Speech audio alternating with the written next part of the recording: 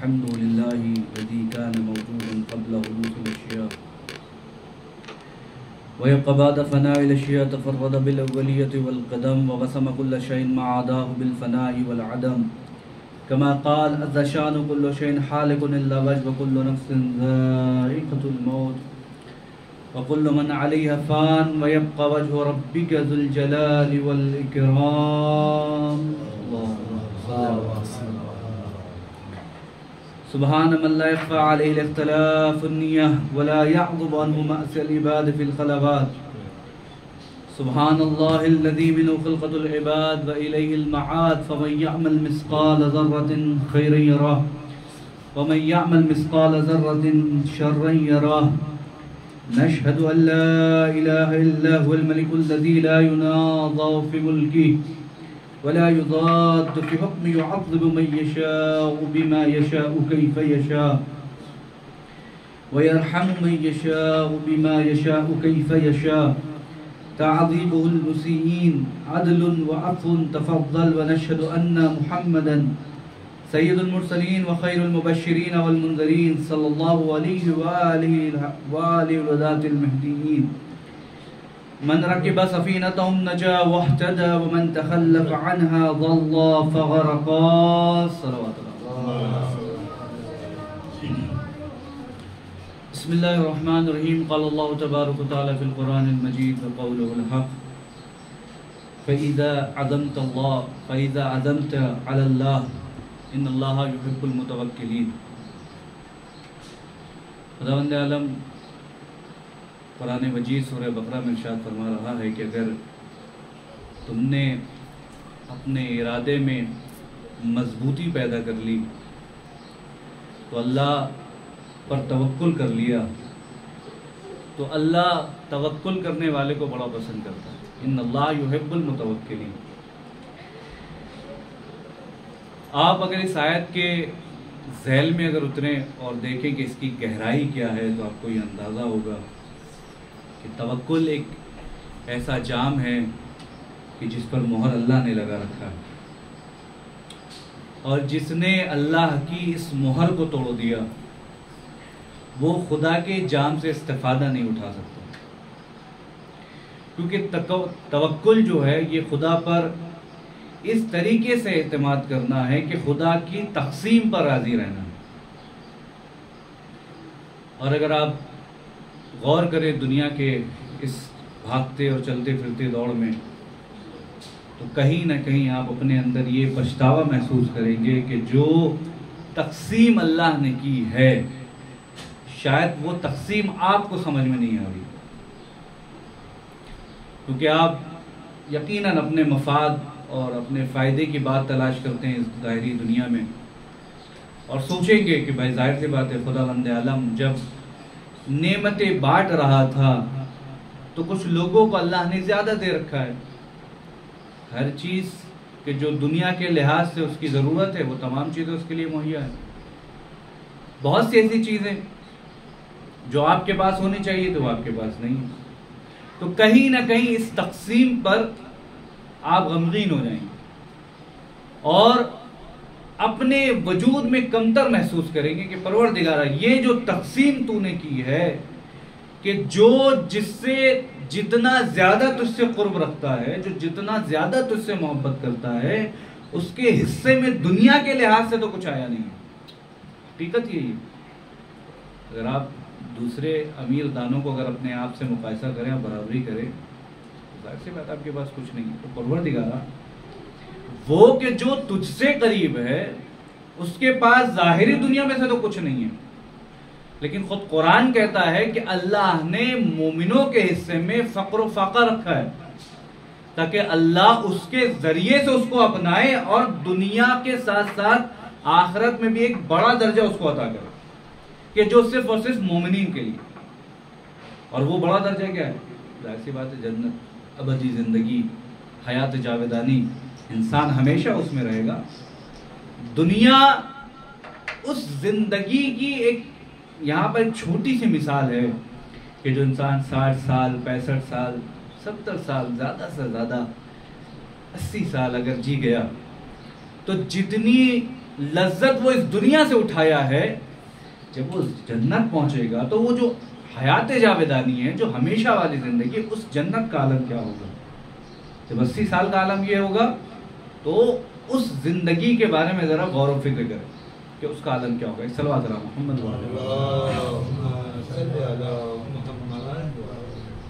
تو وہ زندگی ظاہر سی بات ہے اس دنیا سے بہت مختلف ہے.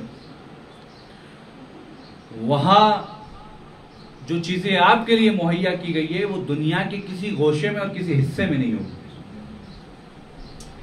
عام طور سے ایک مثال کے ذریعے آپ کی خدمت میں پیش کروں. خود ہندوستان میں بہت سی چیزیں اگائی جاتی ہیں اور اگتے اگتے ہوتا ہے عام طور سے کچھ موسم کے سبب یا کسی اور کے سبب کچھ چیزیں جو ہے ہلکی سی خراب ہو جاتی ہیں. اب کچھ چیزیں جو ایسی اگتی ہے جو بہت ٹاپ میں اور بہت ہائی لیول پہ ہوتی ہے، اس کی قیمت زیادہ ہوتی ہے. تو آپ اگر غور کریں اور سبزی منڈی وغیرہ میں جائیں جہاں یہ امپورٹ ایکسپورٹ ہوتا ہے، وہاں آپ دیکھیں گے جو بیش قیمتی اور بہترین چیز ہے وہ باہر ایکسپورٹ کر دی جاتی ہے، باہر بھیج دی جاتی ہے. وہ جو ہلکی پھلکی اور سستی والی ہوتی ہے وہ انڈیا میں آپ کے مارکیٹ میں آپ کو مل جائے گی، کیونکہ ہم اس چیز کے عادی ہو گئے. ہمیں اچھی چیز تلاش کرنے کی ضرورت نہیں پڑتی، جو چیزیں مل جاتی ہے ہم اس کو لے لیتے ہیں ولو چاہے ہم خرچ کر رہے ہیں. تو جب اس ظاہری زندگی میں جو چیزیں آپ کو مل رہی ہے اس چیز پر آپ اکتفا کر لے رہے ہیں، تو پھر یہ اپنے وجود میں کیوں نہیں سوچ رہے ہیں کہ جو تقسیم اللہ نے ہمارے لیے بانٹا وہ یقیناً بہتر بانٹا ہو.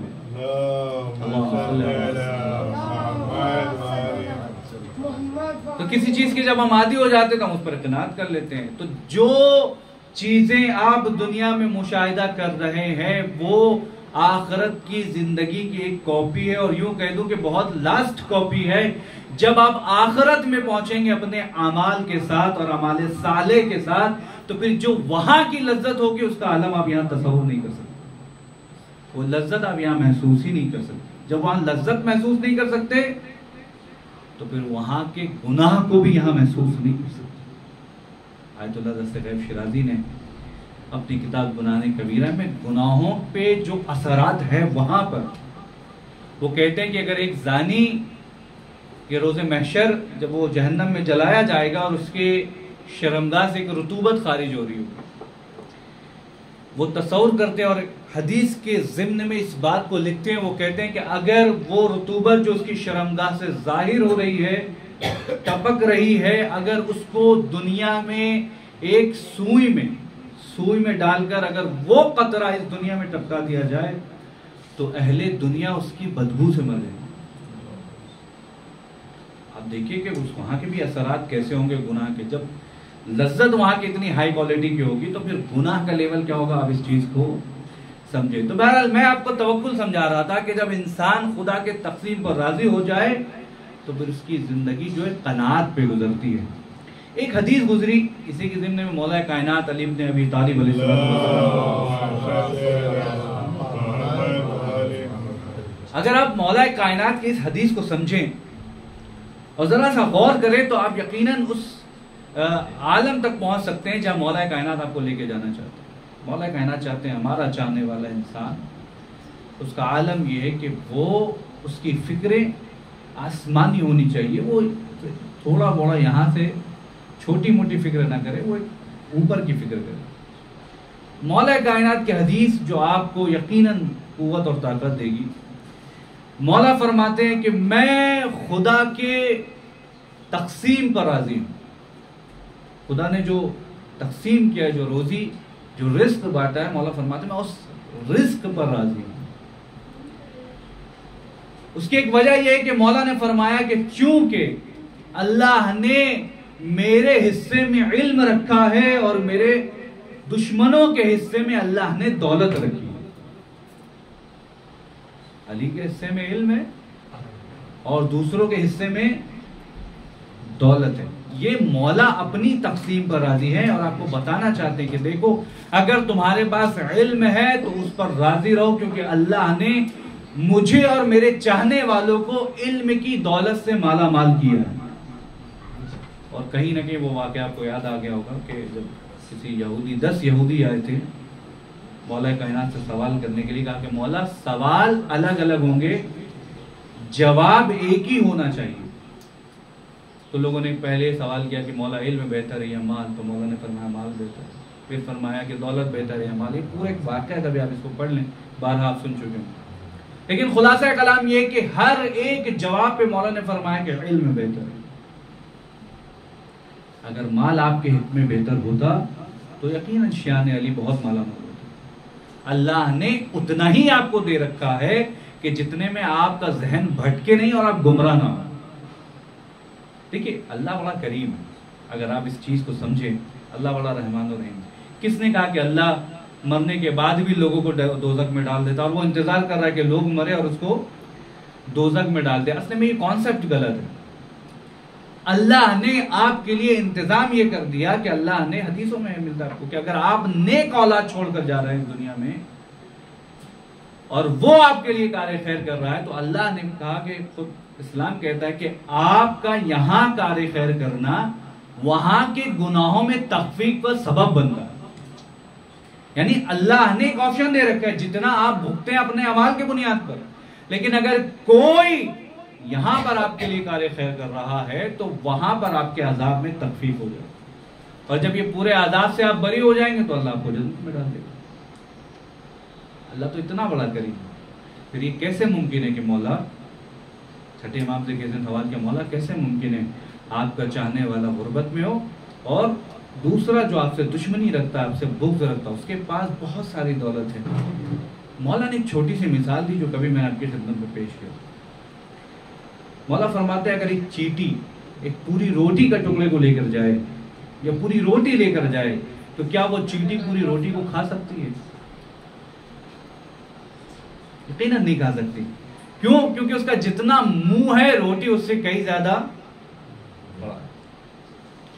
تو مولا نے فرمایا دیکھ یہ روٹی کہ جو چوٹی لے کر جا رہی ہے یہ فقط اس کے حصے میں اتنا ہی آئے گا کہ جو اس کے منہ میں آ سکتا ہے. تو یہ روٹی قسمت ہے اور وہ جو اس کے منہ میں ہے وہ اس کا رزق ہے. ولوچہ کہ قسمت میں کئی زیادہ لکھا ہو لیکن جو آپ کے حصے میں آئے گا وہ بہت زیادہ مختصر ہی ہوگا.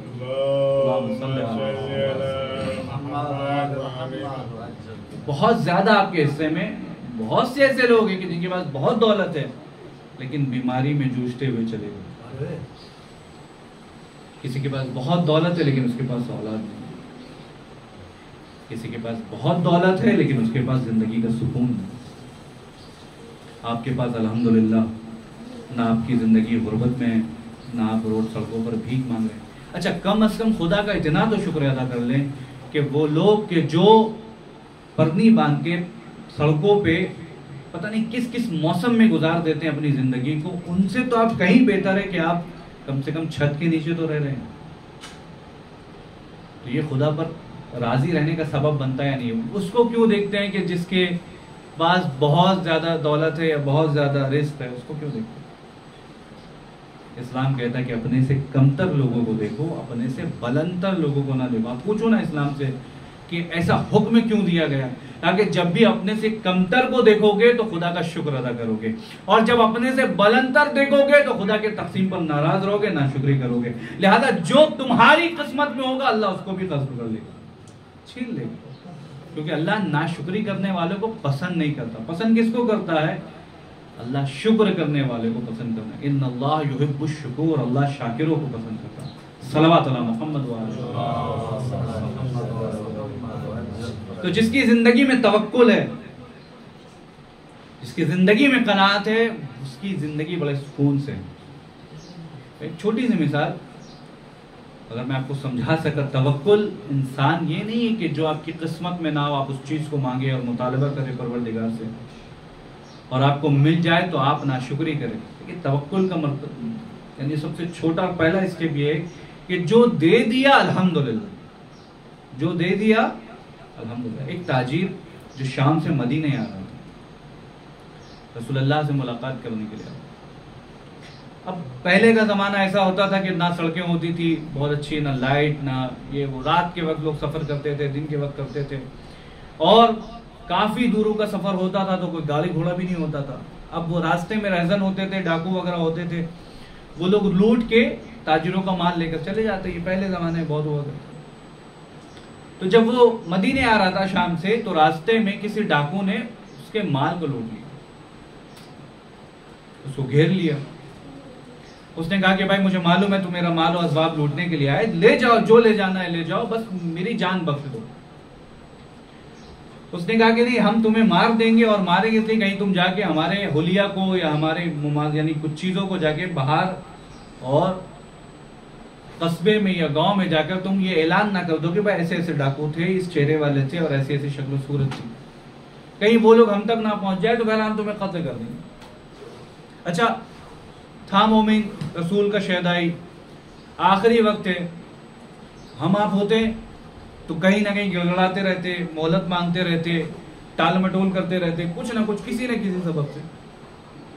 اس نے کہا کہ دیکھو اگر تم نے یہ طے کر لیا کہ تم مجھے قتل کر ڈالو گے تو پھر مجھے اتنی سی مہلت دو کہ میں 2 رکعت نماز پڑھ لوں۔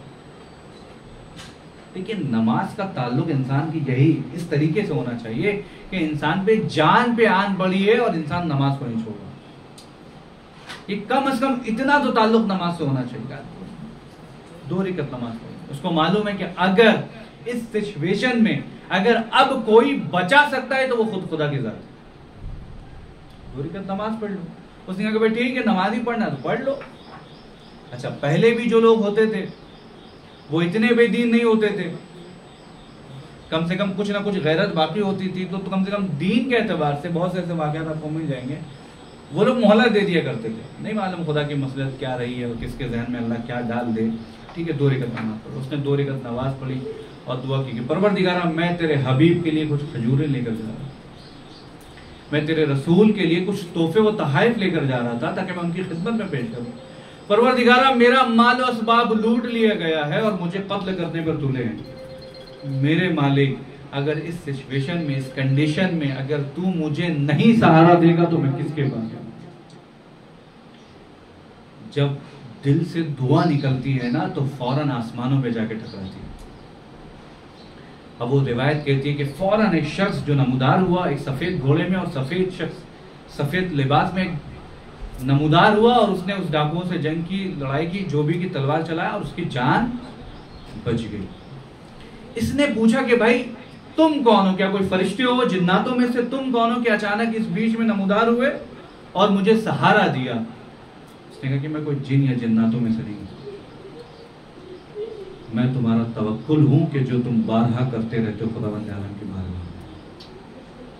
یہ توکل ہے کہ جو اللہ نے تمہیں ایک جان بخشی ہے اس توکل کے سبب، لہذا توکل جتنا زیادہ بلند اور قوی ہوگا تمہاری جان کی اتنی زیادہ گارنٹی اللہ تعالیٰ لے گا۔ اور بے صبر انسان، نہ قدر انسان، اس حقیقت کو آپ سمجھتے ہیں کہ جب انسان بے صبرہ ہو جاتا ہے تو پھر وہ اپنی تلوار خود اپنی گردن میں لگائے پھرتا ہے کہ کوئی نہ کوئی اس کو قتل کر ڈالے۔ اور آپ دیکھتے ہیں کہ کہیں نہ کہیں دولت کی چھنک، کہیں نہ کہیں ہیرے جواہرات کی دمک وہ انسان کو بالکل تباہ کر دیتی ہے، غرق کر دیتی ہے۔ غرق کس معنی میں؟ قتل ہو جائیں گے آپ، مار ڈالے جائیں گے، ڈبا دیے جائیں گے، اس معنی میں نہیں، گمراہیت کے دلدل میں ایسے گھسیں گے کہ دوبارہ آپ کو نکلنے کا آپشن نہیں ملے گا، جگہ نہیں ملے گی۔ ایک صلوات علی محمد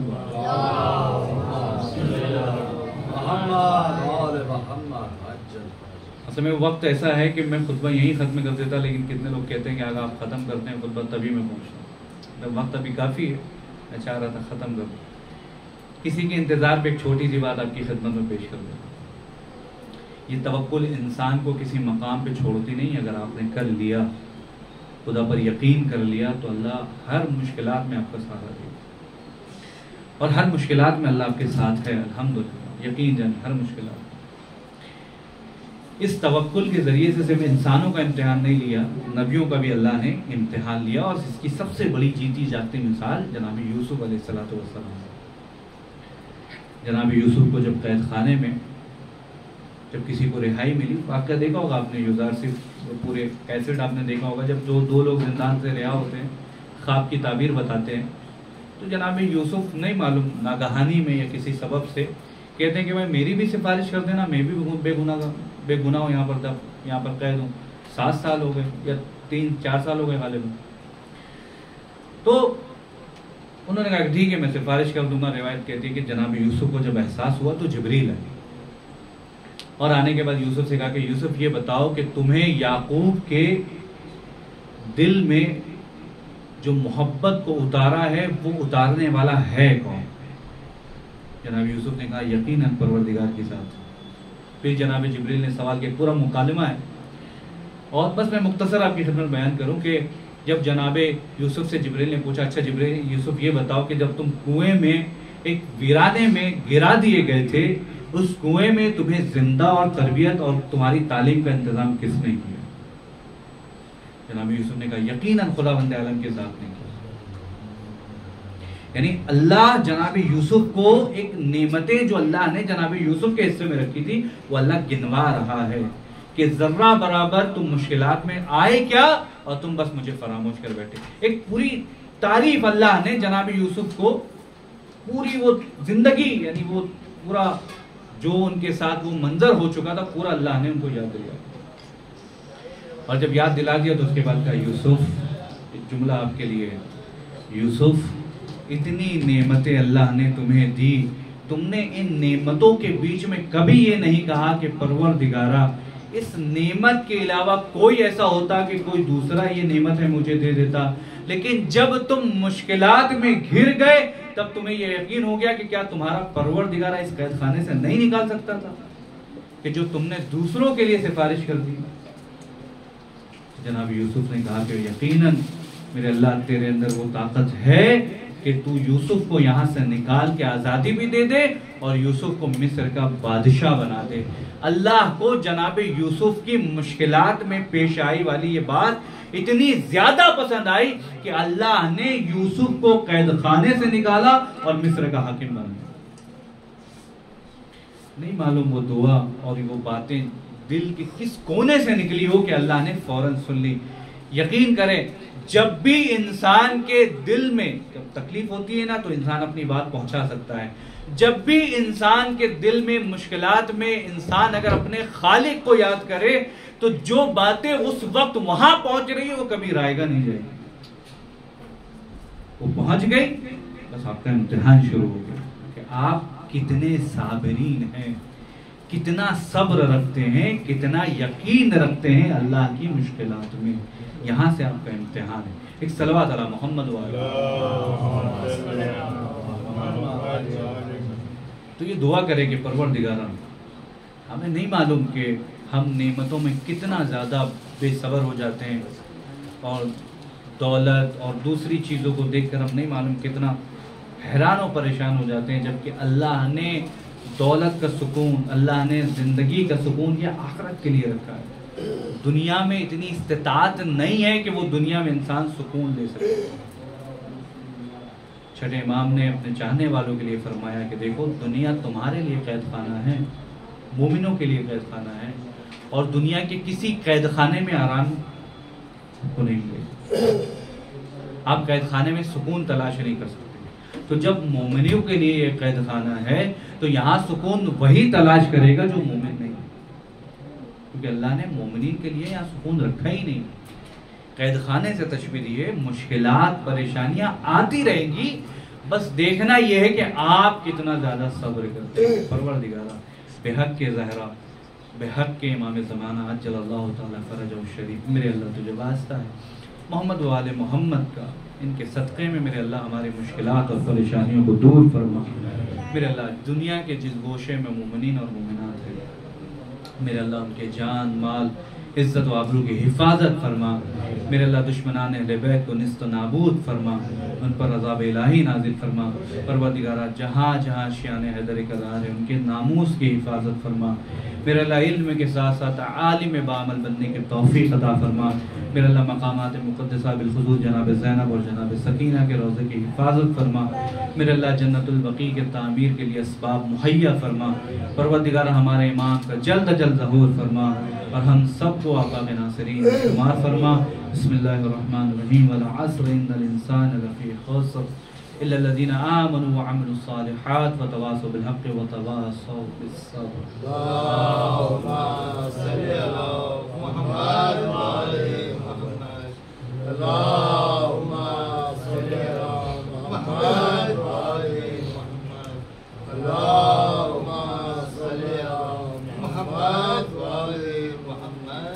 لا حول ولا قوة إلا بالله العلي العظيم. أعوذ بالله من الشيطان الرجيم. بسم الله الرحمن الرحيم. الحمد لله الذي لا إله إلا هو الحليم الكريم غافر الذنب وقابل التوب وهو الغفور الرحيم. سبحان من سبقت رحمته غضبه بصدر علينا بالرحمة. سبحان من لم يكلف نفسا إلا دون عصيها وعفى عن السيئات ولم يجاز بها. سبحان من لا يزداد على معصية العباد إلا كرم وجود وعلى كثرة الذنوب إلا عفوا وصفحا. نشهد أن لا إله إلا هو العطوف للعباد بجود والأوعاد على المذنبين بحلم. ونشهد أن محمدا نبيه وحبيبه سيد المرسلين وشفيع المذنبين بعثه رحمة للعالمين صلى الله عليه وآله الداعين إلى سبيل الله بالحكمة والموعظة الحسن قائدة الأمم ولياء النعم ومعدن الرحمة. أوصيكم عباد الله بالتوبة عما سلف من ذنوبكم والعنابة عن الأوزار التي أسقلت ظهوركم فإنه تعالى كريم بكم رعوف. عليكم يقبل اليسير ويعفو عن القصير. قال الله تعالى وقول الحق توبوا إلى الله توبة نصوحا. عسى ربكم أن يكفر عنكم سيئاتكم ويدخلكم جنات تجري من تحت الأنهار. وقال قل يا عبادي الذين أسرفوا على أنفسكم لا تقنطوا من رحمة الله إن الله يغفر الذنوب جميعا إنه هو الغفور الرحيم. ولقد أمركم الله في محكم كتابه بالصلاة على نبيه وحبيبه فقال تعليما لكم وتشريفا لصفيه إن الله وملائكته يصلون على النبي يا أيها الذين آمنوا صلوا عليه وسلموا تسليما. بسم اللہ الرحمن الرحیم. ایک بات بیچ میں عرض کر رہا ہوں اور اس کے بعد خطبہ مکمل کروں گا. ایک اعلان ہے جو مجھ سے کہا گیا ہے وہ آپ کی خدمت میں پیش کر رہا ہوں. بکرولی جہاں میں نماز پڑھاتا ہوں ایسٹ میں، وہ امام بارگاہ 36 یا 35 سال غالباً پرانی ہے. وہاں وہ جو آغا موسوی نے اس کی بنیاد رکھی تھی نجف اس کے زیر نگرانی. اب عالم یہ ہے کہ وہ کسی ہندو کے نام پہ ہے. 35 سال ہے تو ان 35 سالوں میں ان لوگ بیدار سو رہے تھے جیسے ہم سب سوتے ہیں، کبھی نہ کبھی بیدار ہوتے ہیں. تو اب چونکہ معاملہ بہت خراب ہو رہا ہے اندر لہٰذا اب وہ یہ چاہتے ہیں کہ وہ رجسٹریشن کر لیا جائے اور کمیٹی کے نام پہ رجسٹریشن کر. لیکن اس رجسٹریشن میں 8.5 لاکھ کا خرچہ آ رہا ہے. تو وہ یہ چاہتے ہیں کہ جہاں بھی آپ ہیں، آپ اگر اپنے ذریعے سے یا کسی اور مومنین کے ذریعے سے اگر وہاں کچھ وسائل اور کچھ ذریعہ اگر کسی کے سبب سے کوئی تعاون پہنچا سکتے ہیں تو آپ یقیناً کوشش کریے. کار خیر ہے، اللہ شہزادی آپ کو جزائے خیر دے گی. صدر سیکریٹری کا نمبر مجھ سے لے لیجیے گا، آپ بات کر لیجیے گا، آپ ڈیٹیلز جو بھی ہے آپ ان سے جان لیجیے گا. بسم اللہ الرحمن الرحیم. ان اللہ وملائکتہ یصلون علی النبی یا ایھا الذین آمنوا صلوا علیہ وسلموا تسلیما. اللهم صل على سيد المرسلين وشفيع المذنبين نبينا محمد صلى الله عليه وآله وعلى إمام المسلمين وقائد الغر المحجلين أمير المؤمنين لابن أبي طالب اللهم صل على محمد وآل محمد عجل فرجه وعلى سيدة النساء العالمين وبضعة خاتم النبيين سيدتنا فاطمة بنت رسول الله صلوات الله عليها. اللهم صل على محمد وآل محمد عجل فرجه وعلى الحسن المجتبى اللهم صل على والحسين الشهيد بكربلاء وعلي بن الحسين ومحمد بن علي وجعفر بن محمد وموسى بن جعفر وعلي بن موسى ومحمد بن علي وعلي بن محمد والحسن بن علي عليهم الصلاة والسلام. اللهم صل على مولانا صاحب العصر والزمان. ما هي صاحب البداية والطغيان هادم أبنية الشرك والنفاق حاصل الفروع البقي والشقاق صلوات الله والسلام عليه وعلى آبائه الكرام من اتصل الليالي والأيام. اللهم عجل فرجه وسهل مخرجه وكل ناظر من نظر منا إليه وجعلنا من المستشهدين بين يديه وتفضل على أمرائنا المؤمنين بمزيد التوفيق والازدياد إقبال ودرجات. اللهم اغفر بنا ما أنت أهله ولا تفعل بنا ما نحن أهله بجاه محمد وآل المعصومين صلوات الله عليهم أجمعين. اللهم اجعلنا ممن يذكر فتنفع الذكرى. إن الله يأمر بالعدل والإحسان وإيتاء ذي القربى وينهى عن الفحشاء والمنكر والبغي يعظكم لعلكم تذكرون.